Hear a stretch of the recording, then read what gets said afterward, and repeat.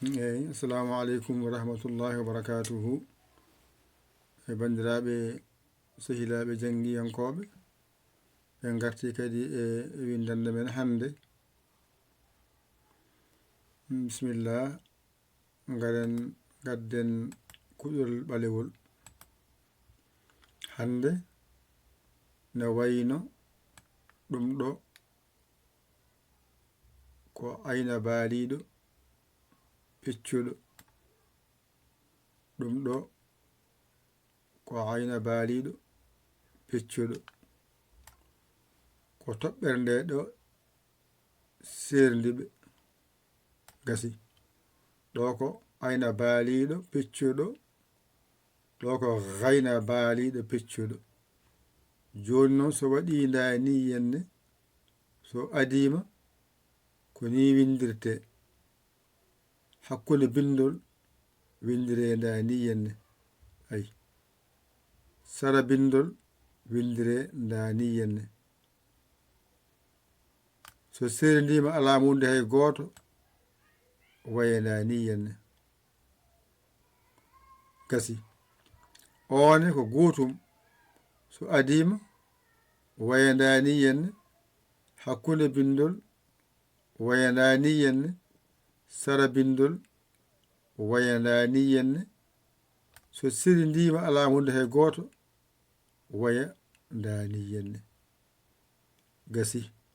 Ko serindiɓe toɓɓe toɓɓa ɗo wiye gayna baaliɗo, ɗo hakkunde gayna dariɗo. Ay ɗo haaɗi ko gayna baaliɗo walla gayna dariɗo.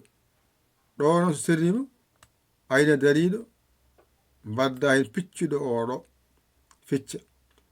ɗo ko ayna baali wonno toɓɓa hen toɓɓere nde wonta gayna baaliɗo e piccuɗo o wona gayna baaliɗo piccuɗo gasi. Joni noon mbaɗen ni ko jangete hen ko fof so heewi ko ɗo haaɗi ayna baaliɗo piccuɗo gasi. ɗum ɗo ko gayna baaliɗo so toɓɓi piccuɗo. ɗum ɗo tan woni jangde hande nde. Wa amma ɗo noon ari ko holludema so woni arawande e hakkunde e sara e serindima no windirte gasi. ɗone addira tan ko ha ganda so adima so woni hakkunde so woni sara walla serindima ɗum haqqille ma wawa ɗum jaggude. Hankadi wona qur'an o dow ha less kala ko yimi ko wayni mi andi. Nden noon mi hollonoma wonde mbaɗen ni mi hollama ɗum ɗo tan woni ayna baaliɗo. Joni noon ko ayna baaliɗo so adima ko ni windirte. O tawama hakkunde yo wato ni, hakkunde ni o wayata. ɗum woni ayna dariɗo o, ayna dariɗo. Ayi so woni kadi sara bindol ayna dariɗo wonde piccuɗo makko mbiya ayna dariɗo mbiya piccuɗo. ay oɗo woni gonɗo ga o, oɗo woni oɗo gasi. oɗo woni oɗo. ɗo ko ayna baaliɗo so adima alamo wonde hay goto mbiyamo ayna baaliɗo mbiya piccuɗo. A faami ɗon? Eywa. ɗo so woni hakkunde ayna dariɗo o serindima ayna dariɗo mbiya piccuɗo. so ɗo ɗiggi tan ɗo ɗiggi.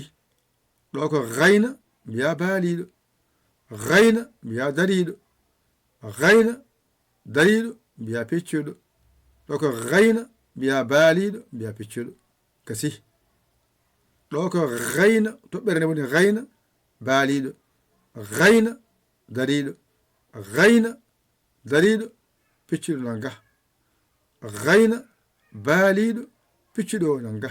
ayi ɗo so ɗiggi tan a serti e ndeɗo majjere kadi ɗum ɗo yanta e gandal ma. kaɗa ɗo mbasa junnade jiba haqqille ma.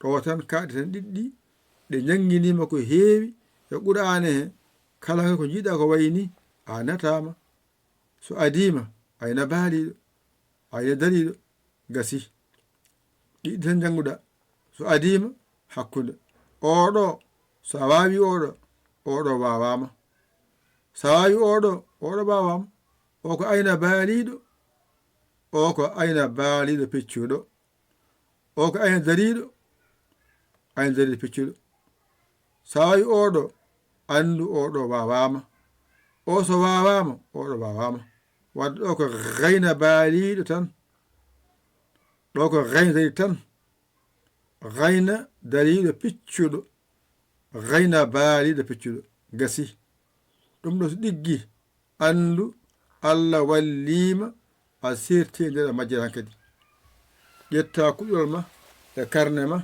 mbañitoɗa janga ɗigga a saggi noon saggito